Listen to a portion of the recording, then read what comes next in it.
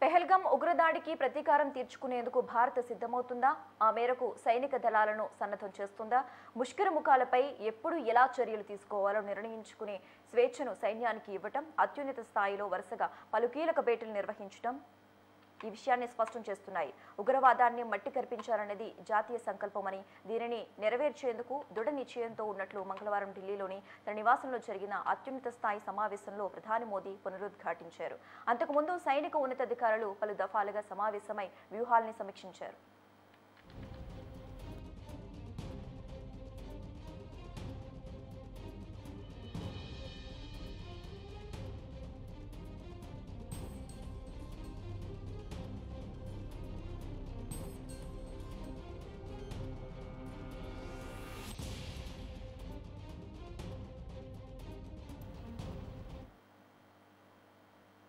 మరోవైపు సరిహద్దుల్లో పాకిస్తాన్ కవ్వింపు చర్యలను కొనసాగిస్తూనే ఉంది. వరుసగా 5వ రోజు నియంత్రణ రేఖ వెంట కాల్పులు జరపగా భారత సైన్యం గట్టిగా తిప్పుకొట్టింది.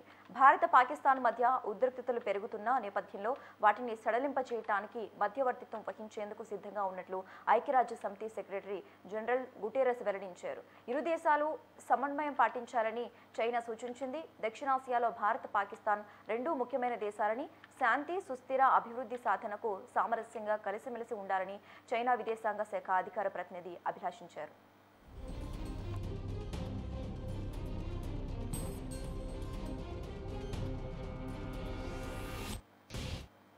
ఢిల్లీలో ప్రధానమంత్రి నరేంద్ర మోదీ నివాసంలో నిర్వహించిన కీలక సమావేశంలో రక్షణ మంత్రి రాజ్నాథ్ సింగ్, త్రిదళపతి అనిల్ చౌహాన్, జాతీయ భద్రతా సలహాదారు అజిత్ దోభల్, ఆర్మీ, నేవీ, ఐఏఎఫ్ అధిపతులు, ఇతర ఉన్నతాధికారులు పాల్గొన్నారు. దాదాపు గంట పాటు జరిగిన భేటీలో దేశంలో అంతర్గత భద్రతతో పాటు సరిహద్దులో నెలకొన్న పరిస్థితులపై చర్చించినట్టు సమాచారం. పెహల్గాం ఉగ్రదాడి బాధ్యులను శిక్షించాలనేది దేశ ప్రజల దృఢ నిశ్చయమని ప్రధాని మోదీ ఈ సందర్భంగా స్పష్టం చేశారు.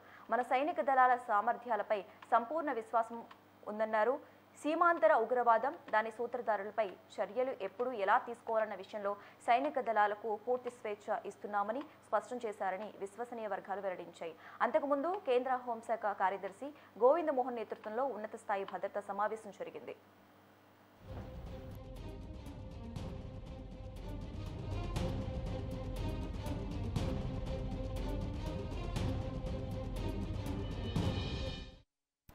పెహల్గాం ఉగ్రదాడి నిందితులను పట్టుకునేందుకు భద్రతా బలగాలు గాలింపు చర్యలను ముమ్మరం చేశాయి. దీనికి ప్రతీకారంగా కాశ్మీర్లో మరిన్ని విద్రోహ ఘటనలు జరిగే అవకాశం ఉందని నిఘా వర్గాలు హెచ్చరించాయి.